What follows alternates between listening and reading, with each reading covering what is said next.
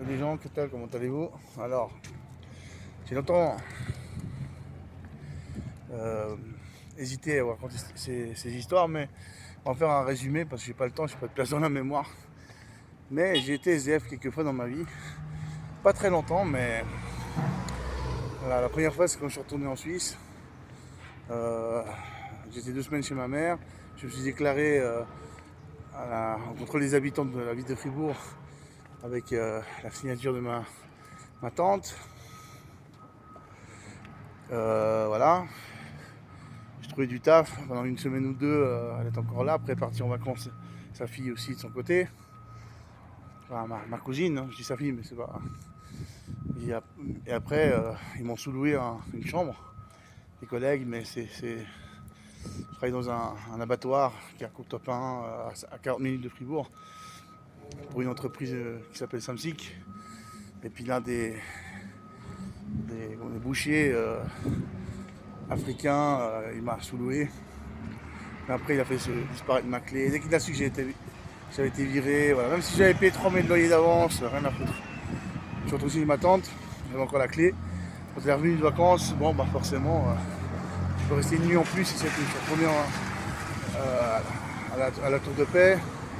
Je suis né à Montreux, voilà. Des amis brésiliens suisses, ils nous devaient, voilà, on va dire un service, on va dire ça comme ça. On avait reçu un an il y a 25 ans en arrière, donc voilà. Euh, le fils coquet, le mec qui soulevait la chambre pareil, des mecs pas nets et tout. Enfin voilà quoi. Après j'étais qu'une meuf, ça n'a pas été bien. Ouais. Je suis retourné avec mon ex, et puis bon après, avant on va dire le confinement, un mois avant, vous voyez venir le Covid, et puis mon ex-belle-mère m'a fait chercher une chambre, et puis en plein confinement, ils m'ont viré quoi. Il y a même une vidéo d'ailleurs, j'essaierai de vous la mettre dans la description. J'arrivais pas à payer la garantie de loyer parce qu'ils ne me payaient pas l'AFP, c'est-à-dire la retraite privée, enfin bref, c'est une sorte de chômage, je sais pas comment on peut dire ça. Ils ne m'avaient pas payé. Et puis, du coup, je payais que la mensualité, je mangeais que des pâtes. Et ils m'ont viré. Ils m'ont piqué mon PC portable, ma Smart TV, tout le bordel quoi. Ils ont maltraité ma guitare. Ça a duré une nuit, comme ça, où je devais garder mon lit, mon matelas, mes choses. Ils m'ont même volé d'ailleurs, même s'il y avait un Securitas, un vigile du quartier. Ça a été chaud, hein. Voilà, c'est la seule fois où j'ai été. Mais bon, j'ai été aidé par ma mère, voilà. Vous voyez quoi, j'ai sorti un prêt. Voilà quoi. Mais il y a un pote qui m'a envoyé 150 soles, ou 250 soles, je sais plus. Un musulman péruvien. Et ouais, il n'y a pas grand monde qui m'ont aidé. Hein. Un pote qui m'a aidé à déménager, voilà, c'est tout. Hein. Donc on est pas au Japon là, avec des millionnaires qui t'aident. Hein. Donc voilà, c'était vraiment. Après je suis retourné ici à Arequipa, ça marchait pas, je suis retourné à Lima. Enfin, j'ai été viré d'autres endroits d'ailleurs, de mecs pas nets, un mec qui prenait du shit, ou de la coke en pâte, je sais pas comment on appelle ça. Alors qu'il avait pas l'air du tout. Donc là j'ai pas été SDF, hein, là j'ai trouvé une autre chambre, mais après ils m'ont encore fait chier 2 mois après. Les Vénézuéliens, ils font toujours chier ceux-là.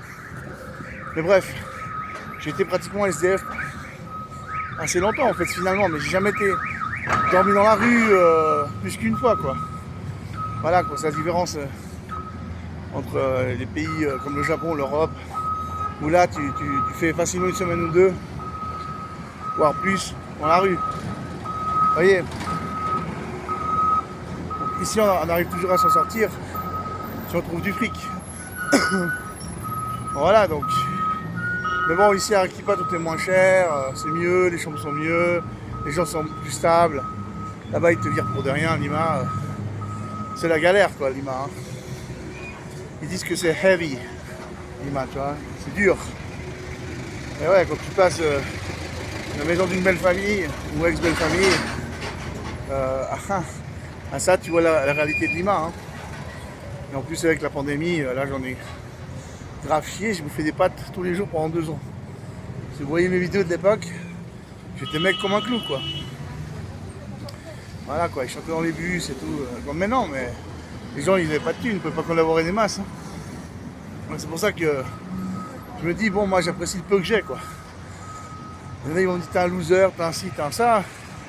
Ben, ces gens-là, le jour où ils vont tout perdre, ils vont peut-être apprendre la vie, quoi. Hein. Allez, moi, je vous laisse, hein. Peace.